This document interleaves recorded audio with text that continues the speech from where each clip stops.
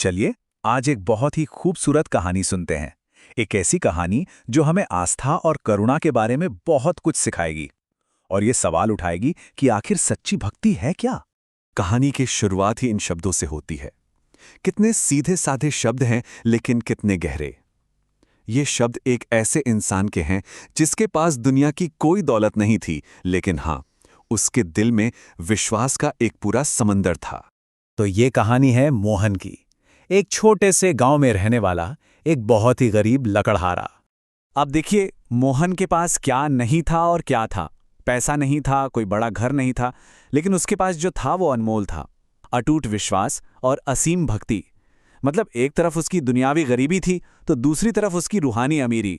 और सच कहें तो उसकी इस आध्यात्मिक दौलत के सामने वो गरीबी कुछ भी नहीं थी।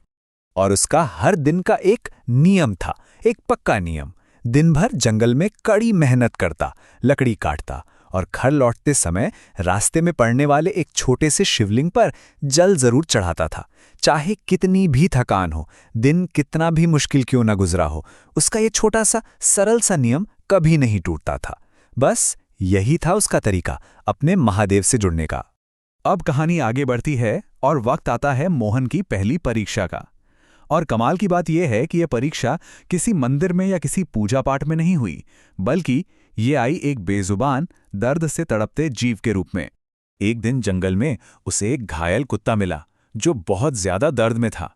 मोहन ने उसे देखा और एक पल के लिए भी नहीं सोचा। उसने फौरन दया का रास्ता चुना।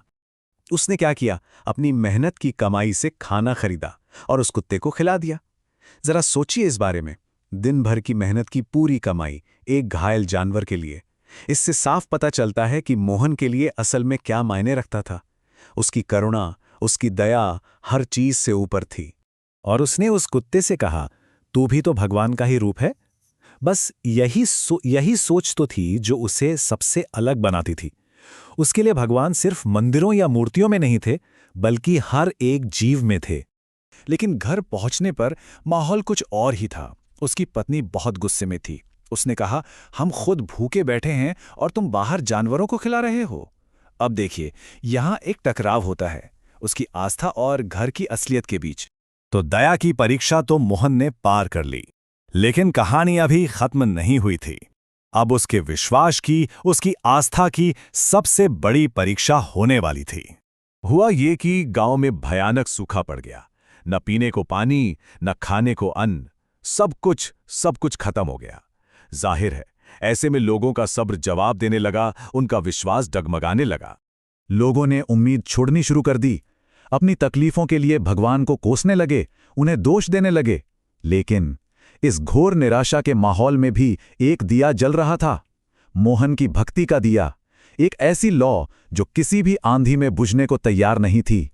और वो तब भी हर रोज उसी शिवलिंग पर जाता था, हाथ में खाली लोटा लेकर, और कहता था, आज कुछ नहीं है प्रभु, पर मेरा विश्वास अभी भी है। यही तो था कहानी का सबसे अहम मोड़। चढ़ाने के लिए जल नहीं था, पर चढ़ाने के लिए आस्था तो थी। लोटा खाली था, पर दिल विश्वास से लबालब भरा हुआ था। और ठीक इसी पल, जब मोहन के पास दुनिया की नजर में सचमुच कुछ भी नहीं बचा था, तभी दरवाजे पर एक आखिरी परीक्षा और एक चमत्कार ने एक साथ दस्तक दी। एक रहस्यमयी साधु उसके दरवाजे पर आए और बोले, बहुत भूख लगी है, कुछ खाने को मिलेगा? अब मोहन के पास क्या था? बस एक आखिरी रोटी, और उसने वो रोटी भी बिना एक पल सोचे उस साधु को दे दी। ये उसकी निस्वार्थता का चरम था। और जैसे ही साधु ने उस रोटी का एक टुकड़ा खाया, अचानक एक तेज रोशनी फैली। बस यहीं से कहानी पूरी तरह बदल जाती है। आस्था की परीक्षा अब एक दिव्य चमत्कार में तब्दील होने वाली थी। वो साधु धीरे धीरे बदलने लगे, उनका रूप बदलने लगा, और देखते ही देखते उनके स्थान पर स्वयं भगवान शिव प्रकट हो गए।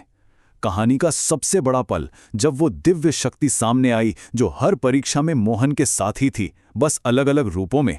भगवान शिव मुस्कुराए और बोले, मोहन, मैंने तुम्हारी कई बार परीक्षा ली, कभी उस घायल कुत्ते के रूप में, तो कभी इस भूखे साधु के रूप में, और हर एक बार तुमने सच्ची भक्ति का सबूत दिया। मतलब मोहन की वो सारी सेवा, वो सारी दया असल में सीधी भगवान शिव तक पहुंच रही थी। एक मुस्कान के साथ भगवान शिव ने उसे वरदान दिया, आज से तुम्हारे इस गांव में कभी किसी चीज की कमी नहीं होगी। और उनके कहते ही आसमान में बादल घिराए, जोरों की बारिश शुरू हो गई। गांव एक बार फिर खुशियों से भर गया।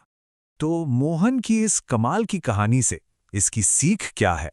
हम इससे क्या समझ सकते हैं? देखिए, कुछ बहुत जरूरी बातें हैं जो ये कहानी हमें सिखाती है। पहली, कि सच्ची भक्ति सिर्फ मंदिर जाने या पूजा पाठ करने में नहीं है, बल्कि वो दया और सेवा में है। दूसरी, कि भगवान हमारे सामने किसी भी रूप में आ सकते हैं। और तीसरी और सबसे जरूरी बात, कि जो इंसान दूसरों की मदद करता है, असल में वही सच्चा भक्त है।